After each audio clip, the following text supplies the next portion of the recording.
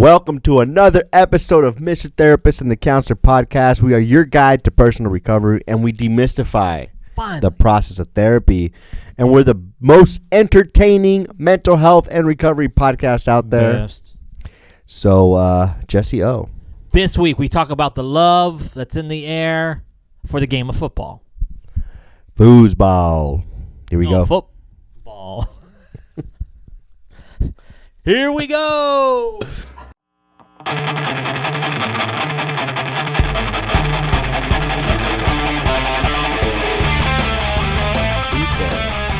that's different. Oh, is it? Yes, dude. We're talking about American football this week. Oh, my bad. Not the ball that you kick.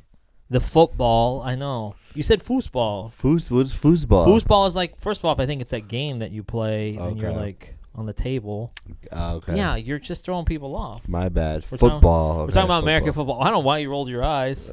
What's going on, man? Nothing. This is not friendly banter, right? We're already at each other's throats, so we're recording for 10 hours. Fucking 4 recordings today. Oh my gosh, one of them didn't work. I know. What's up, dude? Not much, man. How are you? I'm good. I'm really good. It's football season. Yes, towards the end of football season. Mm-hmm. 2 shout-outs. Amy, Rochelle, thanks for all your support. Just want to put that out there. Yamil. Thank you for the support. Yeah. Yeah.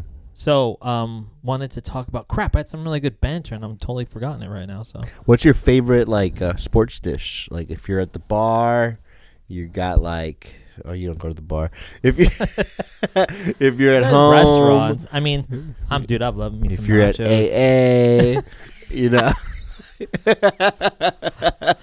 Give me some, man. You know I love that B-dubs. Yeah, B-dubs. Give me that B-dubs, dude. That's what do you get? Chicken wings. You get those I used to love the garlic bone parmesan. in. Now I want the bone out. Get the garlic parmesan. You know, dude. You know my order. Because you always take us to BWW whenever BWW. You said it so wrong, dude. Welcome to the BWW, brother. What are you talking about, dude? So B-dubs. B-dubs, yeah. But no, I like some wings and some nachos. What's your go-to? Whatever part of the pig you haven't eaten yet, or what? The brains. Yes. No, I think some steak, some burgers. Oh, some steak at the game? Hell yeah. Some classy ass shit, right? Come on, bro. Some beef. This podcast is for the common man and woman. Oh, okay. Bring it down. My you don't bad. eat no. You don't eat some Kobe beef at the games or whatever. Feta salad. Yeah, man. So this month has been long. Good month. I don't fucking know. February. Valentine's Day. I know. Okay, Dude. thank you, dude. You reminded me of the Valentine's friendly. Day. Yes. Well, this is the reference that the episode's going to be about. This guy's so good at his job. You know, I'm not a big fan of Valentine's Day, right? Why? It's such a Hallmark holiday. Well, Such a Hallmark holiday. They're forcing us love down your throat. Listen, love your We don't person. believe in love. I believe in love, Oh. but it's just like, why do we have to designate a day for love? I guess I kind of actually What's understand going on why. with you, dude? I never was a fan of Valentine's Day. I think it's such a Hallmark holiday. You need to put some love in your heart, dude. No, listen, I got lots of love in my heart, but I do that 364 days out the year. All you need is love. Who sings that? Love. You know who sings that song? The Beatles, bro. Okay, cool. I was just checking. Wow, you trying to I don't believe you, bro. I don't my think you God. know your shit. Casey and JoJo? But anyways, I think that I'm not I don't like the fact that it's kind of forced a little bit. So Are you feeling right now for all the single ones out there? We see you. all You the need single love men, too. all the single ladies. Yeah. No, I'm just saying overall. Yeah, I think sometimes You sound like a single man that I'm not on Valentine's Day. What am I gonna do? I feel No, the it's pressure. just I think that sometimes this time of year, like any holiday can depress you, right? But I feel like Valentine's Day is specific for couples and love. So I think sometimes people miss out. That's why they have they've had other holidays designed for single people around Valentine's Day because Is there a story behind this, Jesse? No, there's Did no something story. happen? There's really not. And listen, I might have to do some digging in therapy, which I'll never go to. But about this, but I don't think I don't know. There's no I used to joke that I had a real negative response to it, but Yeah. sometimes I feel like there's just a big focus on couples and relationships on that day, and some people are like really hurt. And I've probably been down on a Valentine's Day because I didn't have a date or wasn't in a relationship. So the one thing about Valentine's Day, I think for me, is it's the one day that like you're kind of you have to do something, an act of service, an act of love. That's what I'm saying. But where I'm coming from is like you should be doing that randomly, like throughout the year. Like you shouldn't wait for Valentine's Day. Didn't I just fucking say that? No, you didn't. Yeah, that's what you were like. I hate Valentine's. Did you hear that beep? Did the microphone just turn off? No, we're good. You sure? I don't know. Did you hear a beep? No. Okay. Did you? I swear to gosh, if we have to re-record this. Tell me what you were saying right now while I check this. I just told you that. Listen, I just said, it said 364 days out a year, like we could give out the love. I just said that, and you repeated me. You might have sounded more cleaned up. Are you even listening to me when I'm talking to you? No. We're breaking up. This is our Valentine's Day. I am quiet quitting. So this week on Mr. Therapist and Counselor, when we'll start the clock, we are gonna talk about love, but not about that kind of love. We just talked about that love at Valentine's Day. There's a big focus on it in February. But we're gonna talk about the love of the game. Yeah, foosball. Football, American football. Listen, culturally, you say football, right? The water boy, dude. The mom says, I don't want my son doing none of that foosball. Remember that? Oh, dang it, dude! I didn't realize that you were doing a Sandler reference. Dude. Sorry, man. It's okay. So this week we're going to talk about just the love of sports in general. I mean, it's around Super Bowl time, but we wanted to talk about this because there's just a love and community when it comes to sports and football. A loyalty where I'll see it like nowhere else. Yeah. Like I'll see people loyal for a team over like people. So I want to talk to you about like that, the idea of why are people so passionate about sports. And it's kind of crazy because the Browns and the Bucks are in the Super Bowl this year, so it's weird. You called it, bro. No, but yeah, we could talk a little bit about this. I think so. Good, because we got a session based on it right now. I think as guys, especially, I don't know. I think football Is it? Hold on, you going gender specific? I'm gender specificing right now. No, dude. Like anybody loves sports growing up. It could be men or women. But for guys, a lot of time it's like I want to fight for you, ladies. Don't worry. It's like an escape, you know. Why is it not for women?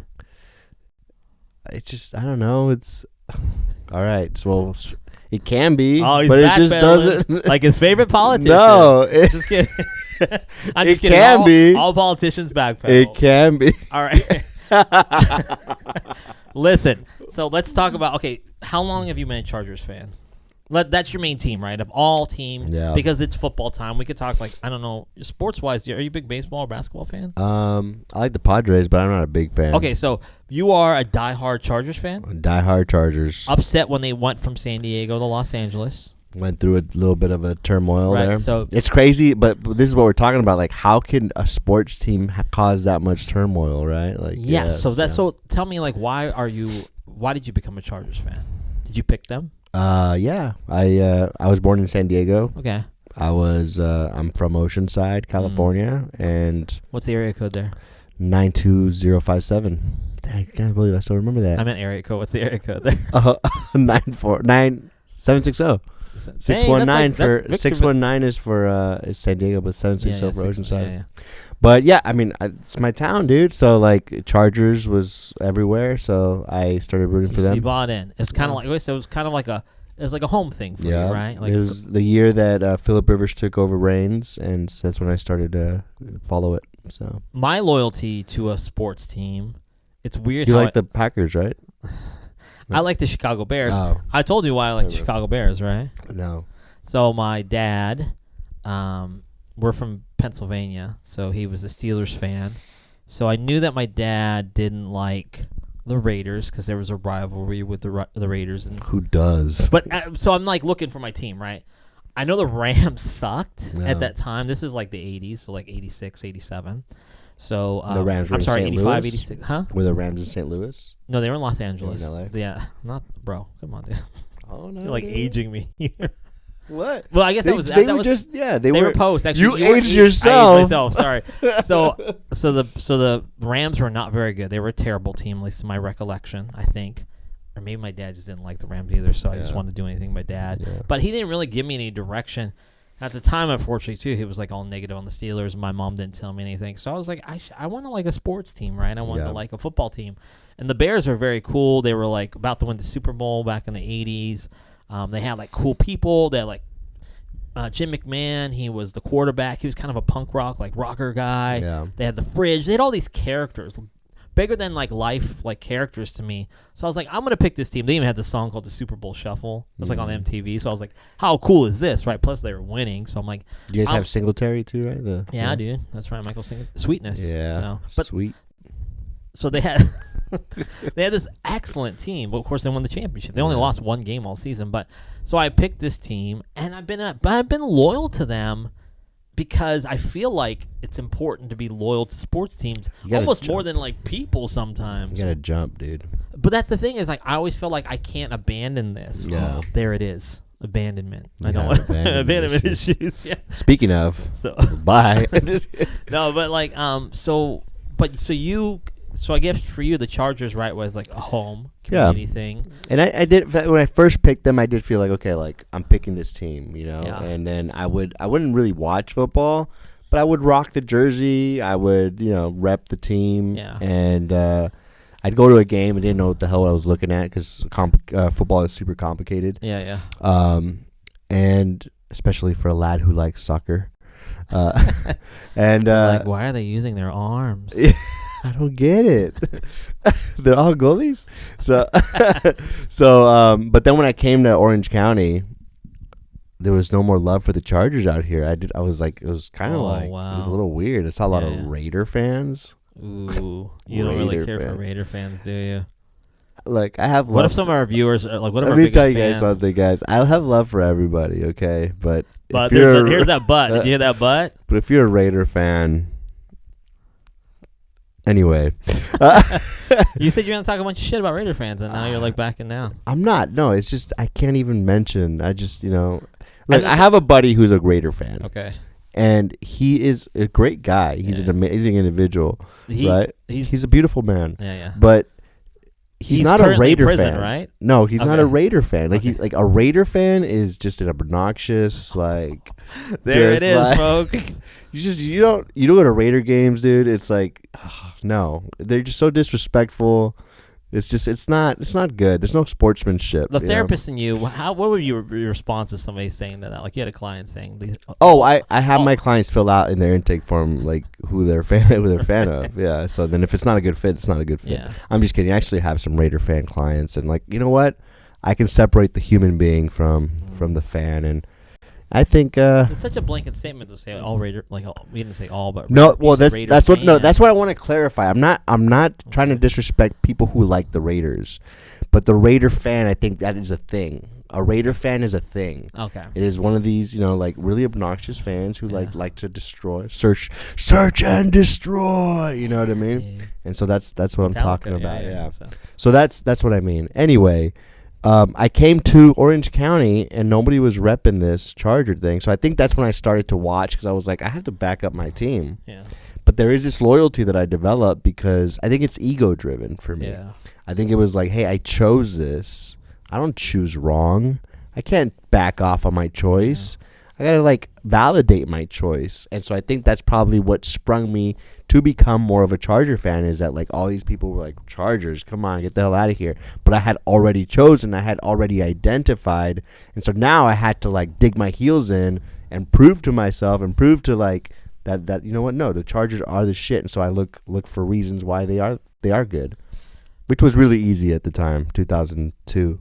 Yeah. So I guess with that being said, is that, when we can only speak about our own experiences, but we see such a loyalty in sports, as I said, like that you won't see in other places in like life. So I mean, loyalty is a huge trait that's important to a lot of people. Yeah. Wouldn't you say? So yeah.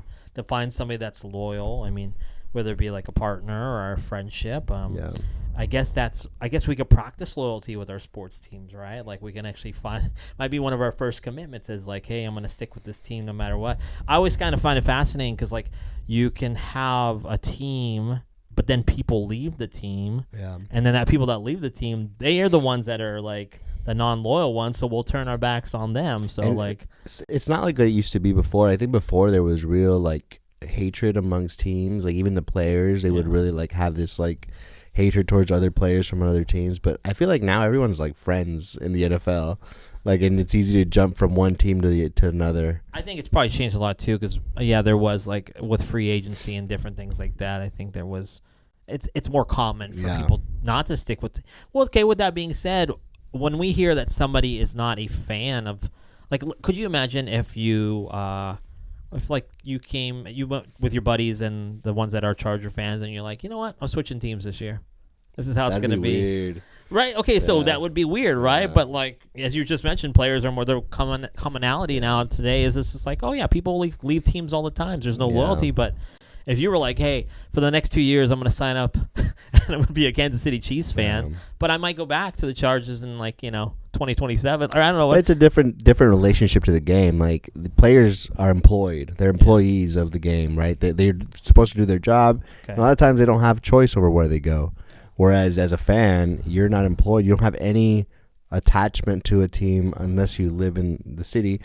And you choose to root for you have a choice in it. So. But you also have a choice in, like, suffering and being miserable, right? Like, how many fans are like, what's, like, a really terrible team that doesn't win anything?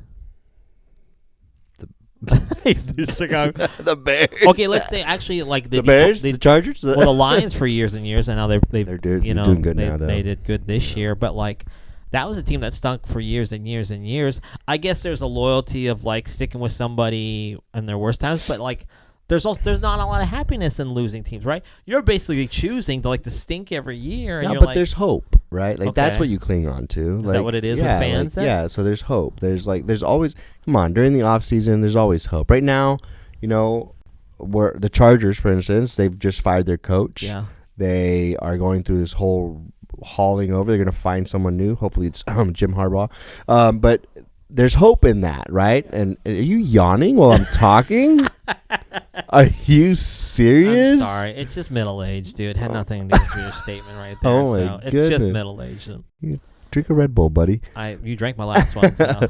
But yeah, so there's hope, and I think that's what everybody clings on to, That yawn came on so strong. Like, there was no fighting that. So I couldn't stop it, dude. I'm so sorry. Like, anyways, keep going. Gosh, I hope you guys don't watch this episode. People are just not listen yawning to at it. this conversation. No, like the counselor just did, and those yawns are contagious. But yeah, so I like when you refer to yourself as third person, like The Rock, You like know what I'm cooking. The Rock says. Yeah. So, what were you saying? What were you saying? You weren't listening to anything I said. Go ahead, though. So anyway, it doesn't matter what you said. Boom! That's for The Rock, baby. Damn, but dude, if you can get him on the show, that'd be awesome. I prefer Dave Bautista. Keep going. Anyway, it's hope. Hope is what keeps us going, and every year you hit that reset button. And there's new hope for the next year, because what are the reasons your team didn't make the playoffs? And you could talk about injuries, you can talk about coaching, you can talk about luck. Yeah, so it's like, you know what? Next year, it's hope. But is there anything wrong? I guess, people that are they're bandwagons. It bugs me when somebody's like, oh my gosh, I'm a huge this team fan all of a sudden, and you're like, no, you weren't. Yeah. Now you're a huge fan. Is there anything? I mean, but we really look down on people that jump on the trends, right? Yeah, we shouldn't do that to you guys, but we do. Yeah, it's part of the culture. Why is that? Why culturally? Why do we? I think it's because it's so. I don't know. For me, anyway, fan of a team that doesn't win very much. Like, I think it's the easy way out, right? And so we've been suffering through. What if I said this to you? It's just sports. Yeah. That's what we have to remember. That's what we have to remember. But we take it much more than that, right? Just how people are these diehard fans, man. Raider this fans. is their everything. Why do people get so invested in sports, though? It's a game. Why do people care so much? I think it's an escape. Again, I think it's an escape people cling on to, and it's a constant escape. It's something that's going to be there all the time, no matter what you're going through. If you're going through a divorce, if you hate your job, if you're having problems at home, Sunday will be there all the time to help you distract yourself from that. It's something you could root for, so. How about, you know what, I know I'm just going to go a little dark here, but, with seasons, with basketball, football, a lot of things are not, year round, right? But big sports professions they're seasonal things, and then people, when the season ends, for those people that only lack a passion for sports, isn't that kind of like, I don't know, I guess there could be a real depression or downtime. I mean, I know that more and more they try to you know, they'll talk about the NFL all year long now. Like there'll be shows like on the NFL, like on ESPN, so at least you're kind of like still talking about rumors. And then there's off season, then there's trades, right? So like but like it's a real like fall off when your season ends and like there's nothing else to do, right? So isn't it kind of like almost depressing? It totally can be, yeah. I mean, you got to cling on to maybe other sports at that time. But yeah, I think there's a need for us who are very invested in sports, men and women, to remember that, to take a step back and remember like what's actually important. And I think that need needs to happen. Yeah, if your team didn't perform very well, or if there's a game that for some reason you know they were supposed to win, they didn't win. You know, when you start to notice those emotions come up for you that like make you pissed off, that, I mean, have you seen some of these like people fighting at games, like, and like it's bad, you know? That's I guess that would be a concerning behavior of, and these are behavioral issues with people with like anger or whatever. And but it's like, kind of they make it a joke, but think about the videos of like people breaking their TVs and like, I mean, it's we gotta remember these are the people that probably need to come watch the show or go to therapy, right? But yeah, no, like once again, it's people are very competitive though, and I think that competition, and that might be fueled from like childhood things, like family dynamics, being compared to other people, but like people aren't good winners. And I think it's part of it is like identity, losers, identity and self-confidence. So don't call me a loser, bro, but identity and self-confidence. Like I think, you know, if you don't have a good sense of self, a sense of identity, a good sense of who you are, and you're confident in that, you're probably looking to build that identity through exterior things. One of them could be a team. Oh, my team is a Super Bowl winning team. Like, you know, it makes me feel good. It makes me feel like I represent something great. Like I made, and so if that's put at risk, it probably leads you to do something not so smart, like getting to a bar fight, or, you know, I don't know, breaking your TV, you know? And so I think at the end of the day, if you have other things supporting your identity and like that are important to you, and those things are like, you know that they're there, it probably is easier to get away from the escape of sports and be like, screw it, we didn't do well today. Someone's talking shit on my team. It's okay, whatever. I can just walk away because, you know, my identity isn't hinging on the importance of that. This is kind of somewhat off topic. Just I was talking about how like football season ends. There's a famous writer, Hunter S. Thompson. You ever heard of him? No. He wrote like Fear and Loathing in Las Vegas. You heard of the movie? No. Okay. He was real popular in the 70s, late 70s. He had a thing called gonzo journalism, but he committed suicide. And in his suicide note, he actually put football seasons over, and he talked about how like he was kind of towards the end of his life, and I think that he just wasn't as, I think, motivated. And you know, I mean, I don't know exactly why he took his life, but there was that sense of purpose, and like he loved football. And he took his own life. He put that in his suicide letter, and I always thought about just like how much we depend on, you know, like maybe a game or entertainment or love for something. People will be so like passionate or maybe even obsessed about something, and when that's taken away, like we fall onto like we don't have that community, even though we're looking for a community in like maybe a football team, right? Like we have this sense of like connection, but then when that ends or when it's over, as you told me like recently, one of our episodes, like everything comes to an end. It's like,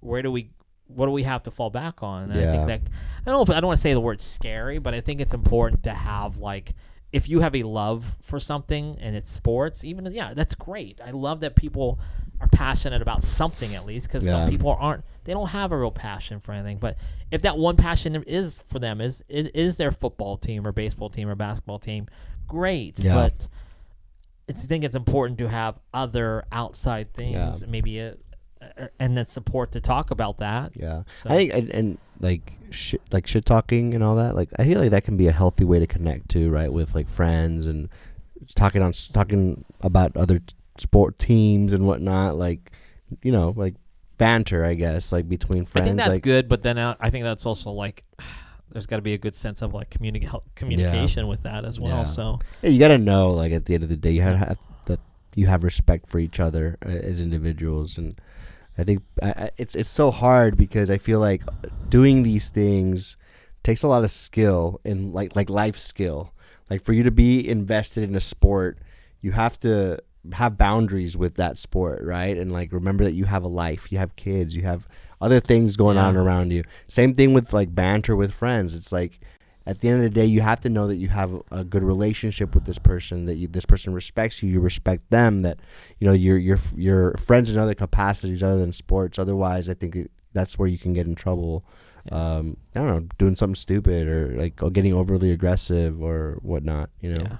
Super Bowl is such a huge thing in like the United States. I even heard recently there was talks of maybe like trying to make a holiday like post Super Bowl, like the Monday after, and I was just like, that's how much it has an impact on us, like socially.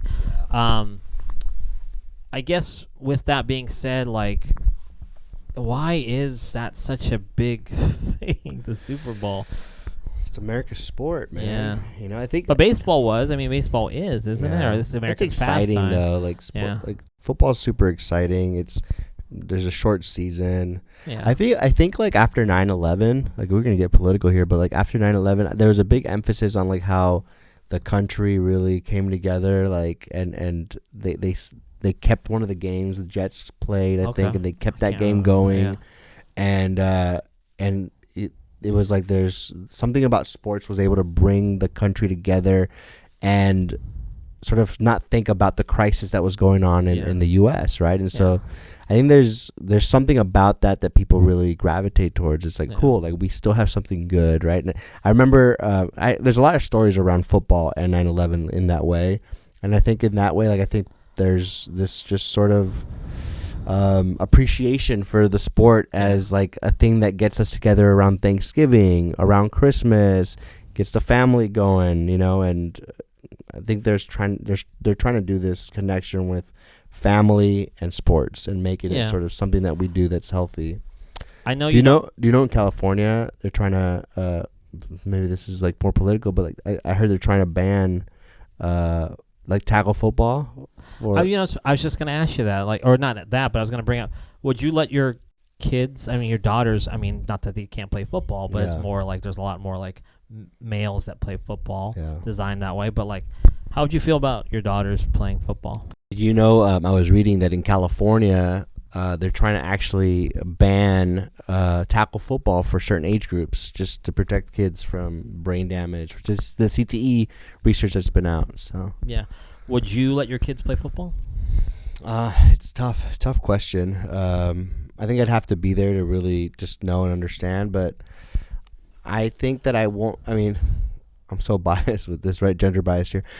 Since I have girls, I wouldn't put them in football. Yeah. I understand that. But if for whatever reason, if my daughter like really got into it and she loved it and wanted to, I think I would probably allow her to do it. And we talk about the risks and benefits and with me and my wife. I don't know. Maybe my wife wouldn't want to do it. I'd have to see where she's at with it. You better check with her. So. Oh yeah, you got to check with the boss. That's right. How about you?